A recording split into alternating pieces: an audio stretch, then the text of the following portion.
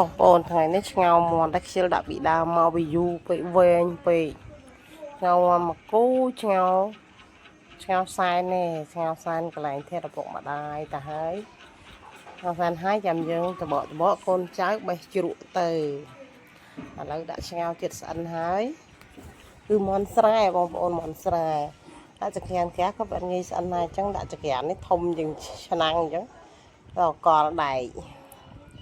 តែមន់នេះមានរសជាតិឆ្ងាញ់មន់ស្រែពិតៗណាបងប្អូន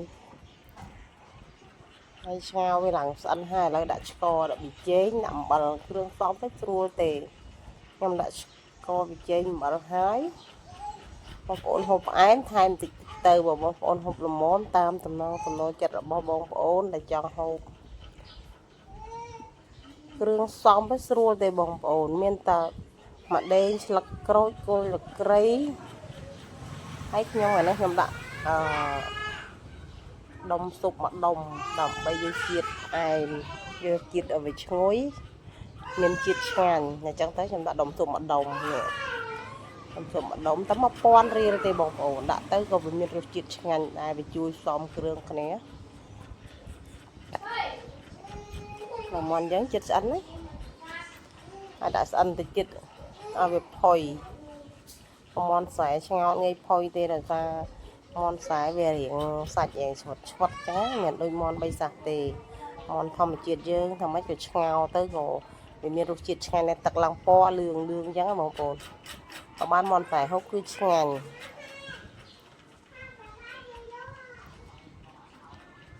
ចង់ដាក់រងាស់វាឲ្យនេះឥឡូវស្ទើបន្តិចចង់ថែមស្ករ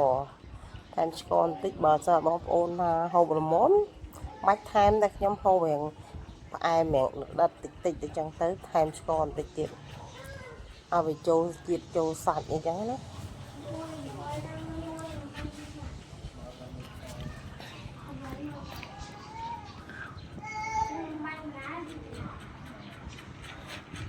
កដាក់ងាស់វាឲ្យវាផុយឲ្យវាបានស្អិនល្អអញ្ចឹងបើស្អិនល្អទៅផុយបើស្រួលហូបតែយើងសែនឲ្យមានអីតបនោះកូនចៅ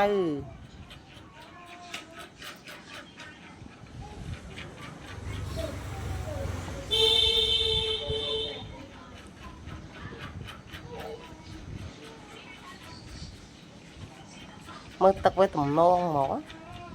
ទឹកវាមើលទៅជាតិមហាជាតិ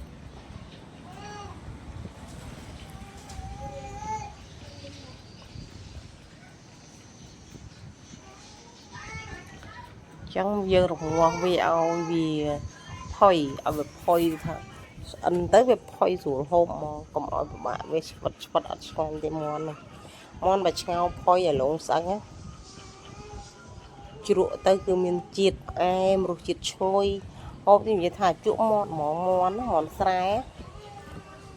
មិនហូបមួយថ្ងៃឈប់ហូបទេណា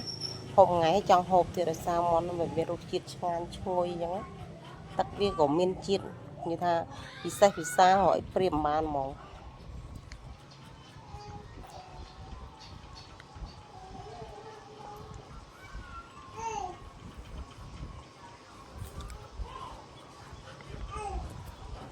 ខ្ញុំលែងសូវដាក់ភ្លើងខ្លាំងខ្ញុំដាក់ភ្លើងហឹមទេដើម្បី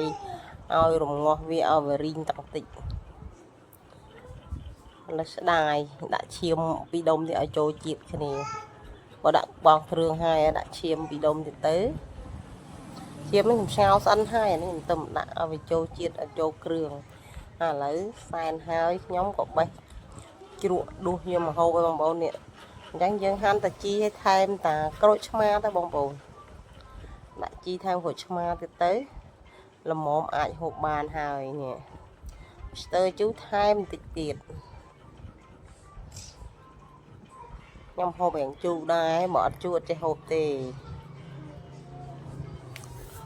យ៉ាងហូបដួសតែមួយចាននេះមកជ្រក់មកវាពួកឲ្យវាច្រើនហូបអត់អស់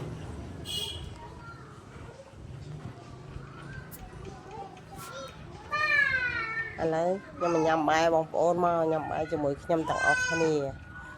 អញ្ជើញឆ្ងាញ់ទាំងអស់គ្នាបងប្អូននេះមានមាន់ឆ្ងោជ្រក់នឹងអាឡឹកបាយមួយចានម្លមួយចានអាឡឹកមួយដុំ រួចជាស្រេច